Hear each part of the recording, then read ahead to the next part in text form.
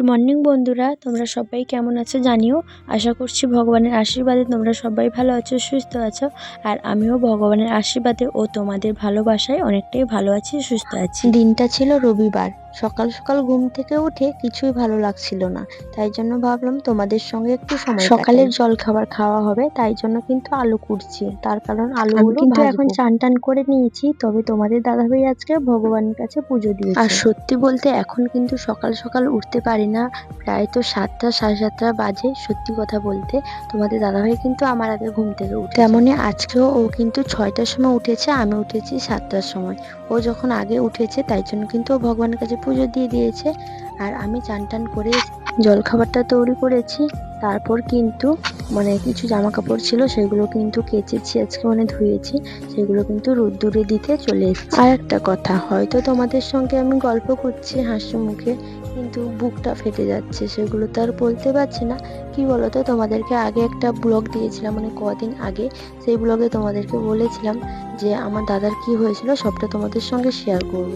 আর সত্যি বলতে আমি যখনই ক্যামেরা অন করে বসছি, বারবার মনে হচ্ছে আমার দাদার কিছু হয়নি, আমি তোমাদের সঙ্গে কি শেয়ার করব, কি বলবো, এরকমটা কিন্তু মনে হচ্ছে। তার সাথে এটাও মনে হচ্ছে আমার দাদার কিচ্ছু হয়নি, আমার দাদা এখনো বেঁচে আছে বা আমাদের সঙ্গেই আছে। এর জন্য তোমাদেরকে যে আমি বসে বলবো, অন ক্যামেরায় বলবো যে আমার দাদার কি হয়েছিল না হয়েছে, সেটা কিন্তু বলতে পারলাম না। তাই জন্য আজকে যে ভিডিওটা করছি, এই ভিডিওটা কিছুটা হলেও তোমাদের সঙ্গে শেয়ার করার চেষ্টা করব যে আমার দাদা কি হয়েছিল। কোনো কাজ যদি ব্যস্ত থাকি এতটা মনে পড়ে না, তো যখন একা থাকি না বাড়িতে, দাদার কথা খুব মনে পড়ে। আর কি বলতো, মেন কথা হচ্ছে মনের কাছেই সবকিছু, আমরা তো ভুলে থাকতে পারবো না। আর মেন কথা হচ্ছে আপন মানুষকে হারানোর যে কষ্ট, যে যন্ত্রণা, একমাত্র যারা হারিয়েছে তারাই বোঝে। আশা করছি সবাই এই কষ্টটা বুঝবে যে আপন মানুষ হারানোর কতটা কষ্ট আর যন্ত্রণা, সেগুলো মুখে প্রকাশ করা যায় না, বলতেই পারবে না। যখন তুমি বলতেই যাবে তখন কান্না পেয়ে যাবে, চোখের জল তুমি আটকে রাখতে পারবে। যাই হোক, চলো, আশা করছি আজকে কিছুটা হলেও তোমাদের সঙ্গে শেয়ার করতে পারবো আমার দাদার বিষয়ে। তো চলো আজকের ভিডিওটা দেখতে থাকো, আশা করছি তোমাদের অনেক ভালো লাগবে।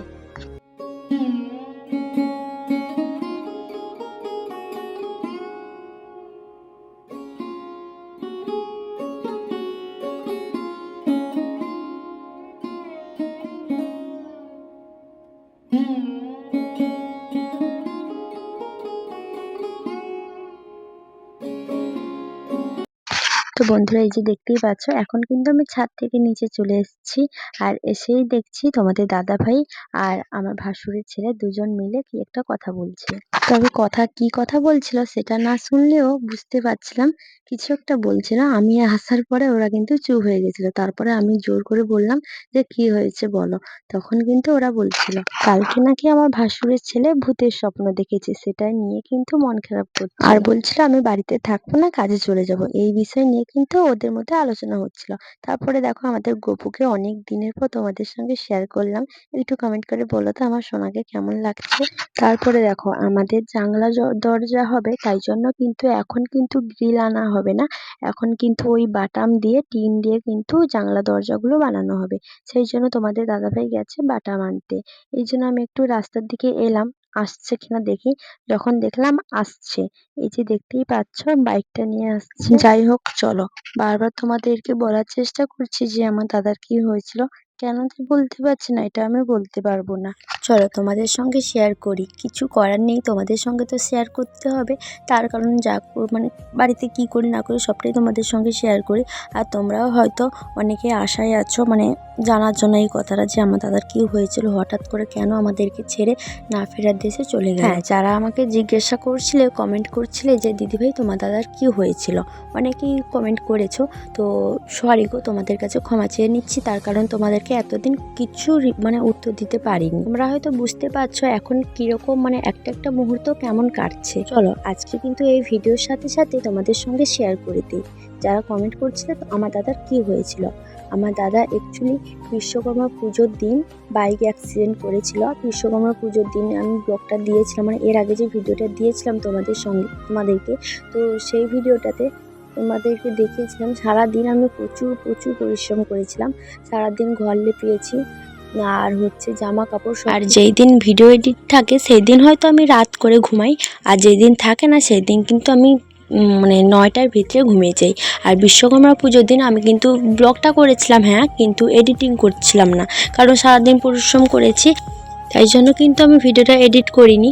তাও কিন্তু আমি জেগেই ছিলাম, একদমই চোখে ঘুম আসছিল না।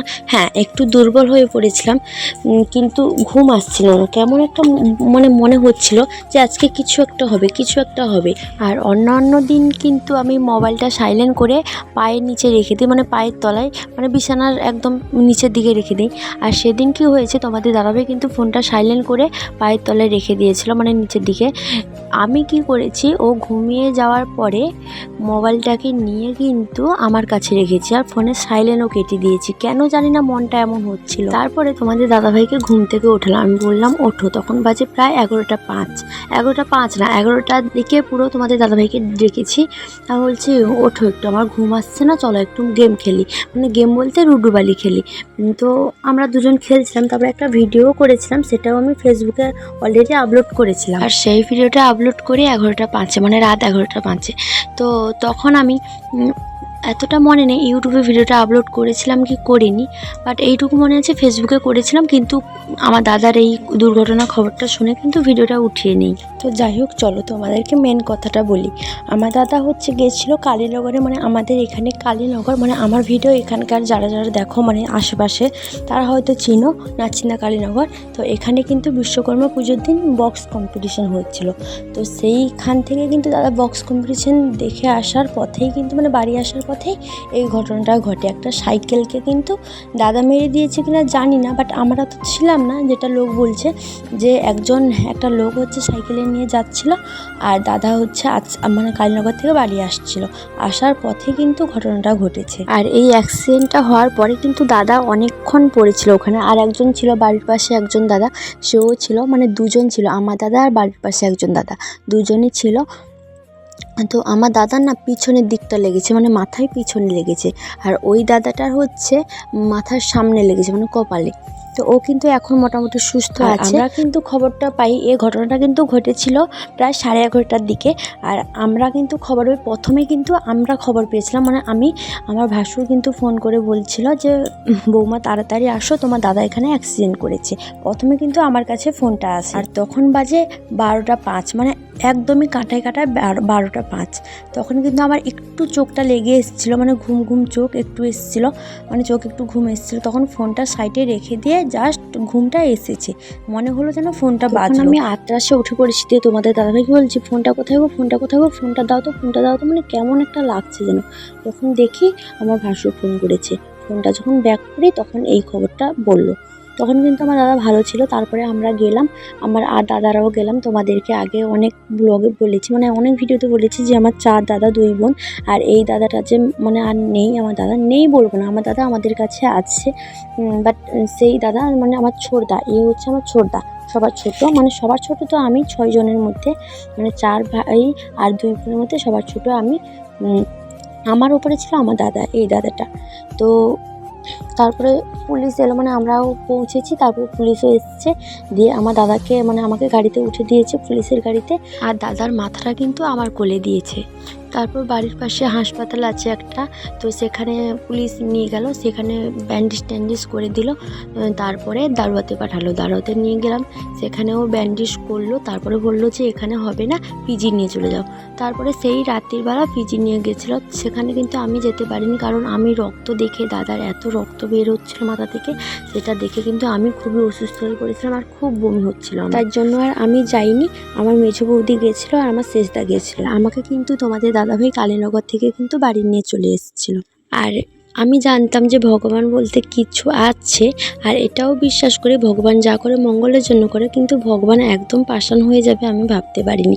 বাড়ি এসেই কিন্তু অনেক ভগবানকে ডেকেছি আমি, আমার বৌদি, আমার মা, মানে বাড়ির সবাই, যে আমরা ভিক্ষা করে হলেও আমার দাদার মানে ওর জন্য বাতাসা হরিলুট করবো, অনেক কিছু মানসিক করেছি, কিন্তু ভগবান আমাদের ডাকে সাড়া দেননি। তো যাই হোক, চলো, এটা আমি বলবো না যে আমার দাদা আর নেই, আমার দাদা আছে। আমার দাদা সবসময় সারা জীবন সারাক্ষণ আমাদের পাশেই আছে, আমাদের কাছেই আছে।